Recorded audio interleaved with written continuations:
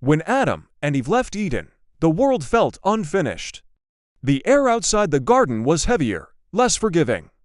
The ground was rough beneath their feet, no longer soft with flowers that bloomed without asking.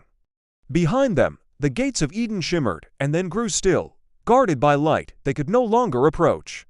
Ahead of them stretched a wide, silent land that did not know their names. At first, Adam walked in angry silence, his hands, once used only to name and tend, now felt useless.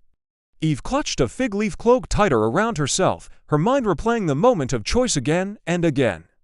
In Eden, everything had been provided. Outside it, nothing was.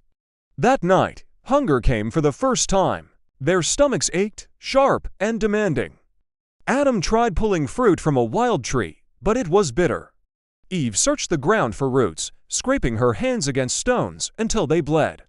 When they finally found something edible, they shared it quietly, chewing slowly, realizing that survival now depended on effort, not abundance. In Eden, responsibility had been invisible. Outside, it was unavoidable. The next morning, Adam noticed the soil near a riverbank was darker, softer. He knelt and pressed his fingers into it. The earth resisted him, but it did not reject him. Remembering the rhythms of the garden, he dug, planted seeds they had gathered, and covered them carefully. Eve watched and understood something new. Growth would now require patience. She gathered water, learned which plants healed and which harmed, and marked the passing of days by the sun instead of by ease.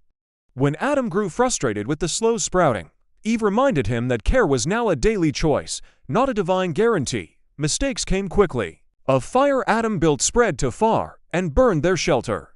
Eve trusted a plant that made them sick. Each failure carried pain, but also instruction. They learned to listen to the wind before lighting flames, to the shape of leaves before eating. Responsibility was no longer about obedience alone. It was about wisdom earned through consequence. One evening, as they rested beside their small fire, Adam broke the silence. "In the garden," he said, "we were kept." Eve nodded. "Now," she replied, "we must keep." They looked at their hands, scarred, dirty, stronger than before.